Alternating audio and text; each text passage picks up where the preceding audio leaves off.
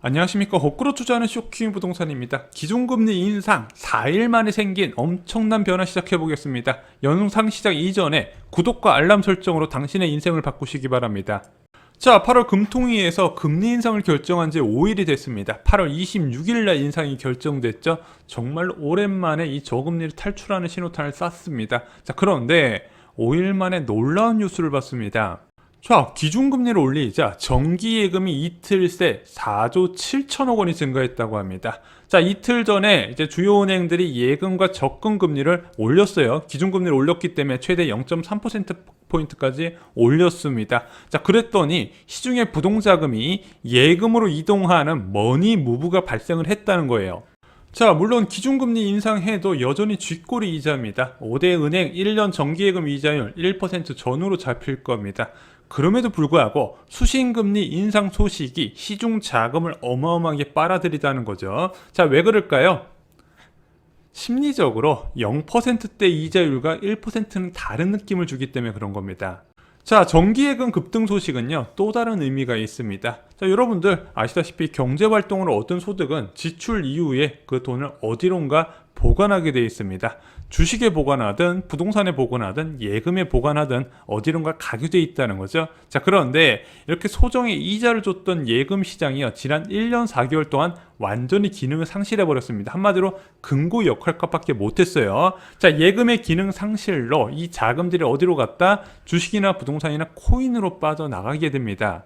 투자를 위해 호시탐탐 기다리던 자금의 이동이 발생하게 됩니다. 최근에 위험자산 선호 현상이 극에 달했죠. 예금을 못 믿으니까 자, 과도하게 레버리지를 끌어서 내가 모은 돈 합쳐서 주식이든 부동산이든 코인이든 투자하려고 이렇게 움직이는 자금이 무려 1,500조에 육박을 했습니다. 그런데 예금금리가 올라가니까 그쪽으로 급속도로 쏠리고 있다는 부분이 있죠. 그래서 기준금리가 지속적으로 오를수록 개인의 소득은 저축으로 이어지게 될 것이고, 이렇게 저축으로 쌓인 돈은 신예대율 규제에 맞게 생산활동 대출로 이어지게 될 겁니다.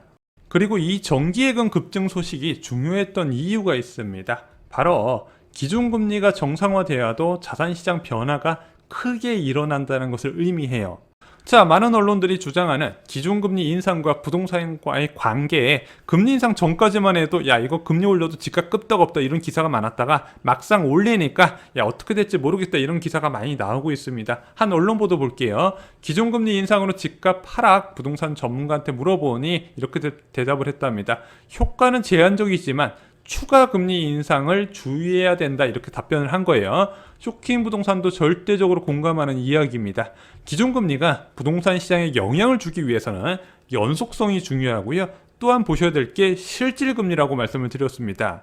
자, 기준금리를 11월에 추가 인상한다고 해도요, 저는 이렇게 생각을 합니다. 집값을 하락시키지 못할 것이다. 그냥 상승 정도만 간신히 맞는 수준이 될 것이다. 자, 왜냐면은 지금 기준금리를 10월에 올리는 11월에 올리는 이야기가 나오긴 하지만 왜 가까운 시일 내에 두 차례 올려도 집값 하락을 못 이끄냐? 간단합니다. 실질금리가 굉장히 낮기 때문이죠. 개인 입장에서 실질금리는 어떻게 계산할까요? 뭐 금융권이야 뭐 3년째 국고채 수익률에다가 인플레이션 빼고 계산하지만 우리가 국채에 투자하는 건 아니잖아요.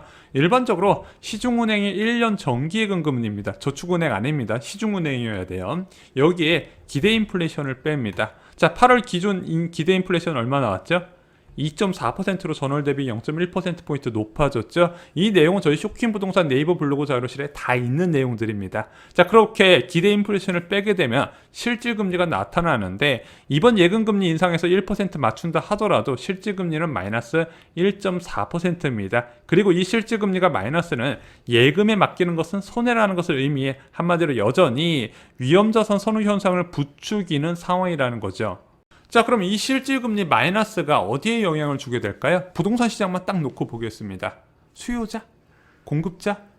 공급자 심리에 절대적인 영향을 주게 됩니다. 자, 여러분들 네이버 부동산 가보시면 진짜 깜짝 놀랄 정도의 매매 가격이 형성됐죠. 강남 같은 경우는 이제 뭐 3, 40억대 아파트도 꽤 보여요. 자, 그런데 이 강남 아파트 보유자가 왜 3, 40억 아파트를 안 팔까? 왜 굳이 이 비싼 가격을 고집할까? 간단한 거예요. 현금 있어봤자 30억 있어봤자 뭐하냐 이거죠. 은행 이자가 쥐꼬리만한데 한마디로 이걸 처분하고 나서 현금 드는 것을 싫어한다는 겁니다. 현재 부동산 시장이 매도자 우위 시장으로 강하게 흘러가는 것은요, 단순하게 규제 공급 이슈만은 아니라는 거예요. 근본적인 자산시장 환경을 전반적으로 봐야 된다는 거죠. 그럼 금리가 아파트 거품을 직접 제거하는 시기는 언제일까요? 직접적으로 금리가 아파트 가격 하락 요인이 될 때, 저는 이렇게 말씀드리겠습니다. 대출금리와 관계없이 예금금리가 2%가 돼야 된다는 거죠. 아무래도 대출금리는요, 공급보다는 수요적 측면에서 더 많이 작용을 하는 거예요. 살 사람이 줄어드는 요소라는 건데, 직접적으로 이게 가격 하락까지 이끌기 위해서는 수요도 줄어야 되지만 공급도 늘어나야 된다는 겁니다. 자, 시가 15억의 아파트가 있습니다. 자, 예금금리가 2%가 됐네. 그럼 수요자는 이렇게 생각해요. 야, 내가 저 아파트를 10억 주고 사는 거면 매월 212만 원의 은행 이자 수익을 포기하는 것이다. 쉽게 손이 안 가겠죠. 공급자 입장도 똑같습니다. 내가 이 투자한 주택 처분을 하게 되면 매월 212만 원의 이자를 받아서 노후에 대비할 수 있다. 한마디로 수요도 줄어들고 공급도 늘어날 수 있는 게 예금금리 2% 수준이라는 겁니다. 또한 전세가격 역시 예금금리 2%에 거품이 빠질 겁니다.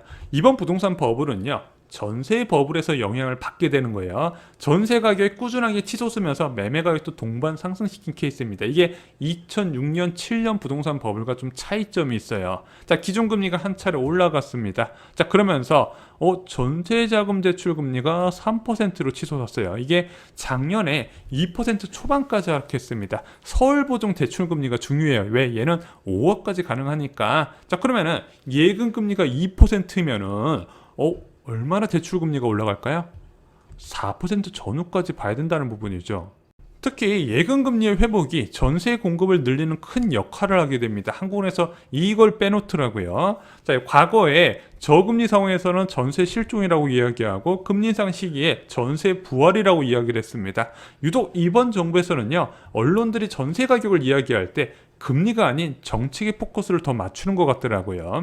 자, 왜냐면은 예금금리가 올라가게 되면은 수요자 입장에서는 이자가 너무 높아서 대출을 못 받겠다. 그러면은 내가 생각했던 것보다 좀 저렴한 전셋집을 구하게 됩니다. 공급자 입장에서는 야, 전세금으로 은행 이자가 쏠쏠하네. 한마디로 월세나 반전세보다는 전세를 놓는다는 거죠. 그것이 이제 이자 소득세 계산할 때도 더 유리한 부분이 있어요. 자, 예를 들어 보겠습니다. 신반포자에 전세 16억짜리가 있습니다. 이거 예금 맡기면 정기 예금 금리 2%에 226만 원이나 나오게 된다는 거죠.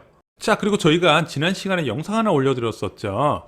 지금 예금금리 2% 됐을 때 아파트 전세 가격이나 또는 매매 가격이 불안해질 가능성이 있다 말씀을 드리고 있는데, 이거는 아파트 얘기입니다. 지금 오피스텔이나 빌라 같은 경우는요, 기준금리 1.25%만 되어도 곡소리가 날 것이다. 그래서 내년 상반기에 굉장히 위험하다 말씀을 드렸습니다. 자, 첫 금리 인상 4일 만에 엄청난 변화 느끼셨나요? 아직 체감이 안 되시죠? 진짜 변화는 예금금리 2%, 지금보다 1%포인트 더 올라야 됩니다. 그런데 이거 어려운 거 아닙니다. 한국은행에서 기준금리 1.25%까지는 코로나19 긴급조치의 회수라고 이야기를 하고 있습니다. 그때 시행했던 비상조치가 지금 필요 없기 때문에 경기와 상관없이 그냥 정상적으로 돌린다고 얘기했어요. 그럼 두 차례는 그냥 올린다는 얘기입니다. 그럼 나머지 1.25%에서 1.75%만 가더라도 예금금리가 2%가 되거든요. 이게 얼마나 쉽냐면요, 물가 불안이 내년까지 지속되고 금융 불균형, 계속해서 부채가 늘어나면서 미국 긴축 압박이 가해지게 되면 두 차례 이상 인상할 수 있다는 부분입니다. 자, 그런데 지금 금리 왜 올리죠?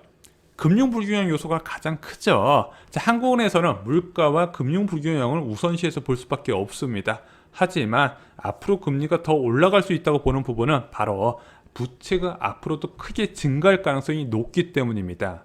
자, 어제 문재인 정부 마지막 신규 택지 지정이 끝났습니다. 수도권 지역에 이사 공급 대책에 19만 호를 지정하면서 전체 64만 호의 공공택지 지정이 마무리가 됐습니다. 2023년부터 본격적으로 청약이 들어가게 돼요. 자, 그런데 이 중 한 60%가 분양 형태로 나오게 되거든요. 분양 아파트 살 때 어떤 대출을 받아야 되죠? 중도금 대출 받아야 되죠. 계약금도 대출을 받아야 됩니다. 내가 거주하는 집이 있는 상태에서 추가로 한 채 더 사는 개념이잖아요. 그러다 보니까 부채가 많이 늘어날 수밖에 없습니다. 이런 현상이 언제 있었냐? 2015년부터 밀어내기 분양이 있었어요. 보금자리 지구나 또는 2기 신도시 그리고 인천경제자유구에서 한꺼번에 분양 물량이 쏟아지니까 가계부채 증가세가 두 자릿수를 기록하게 됩니다. 이게 앞으로도 동일하게 일어날 가능성이 크다는 거예요. 그러면은 이렇게 가계부채가 증가할 때는 한국은행에서는 어떻게 대응을 할까요? 금리를 낮추지는 않겠죠. 앞으로도 금리를 올리면서 부채를 억제할 가능성이 더욱더 크다는 부분입니다. 그래서 예금금리 2%가 별것이 아닌 것처럼 느껴지는 게 이렇게 쉽게 올릴 가능성이 굉장히 농후하다는 부분이죠. 이상으로 쇼킹부동산 마치겠습니다. 좋아요, 구독, 알람 설정 꼭 부탁드리고요. 저희 쇼킹부동산 영상이 어려우신 분들은요, 저희 서적을 참고하시면 큰 도움이 되실 겁니다. 감사합니다.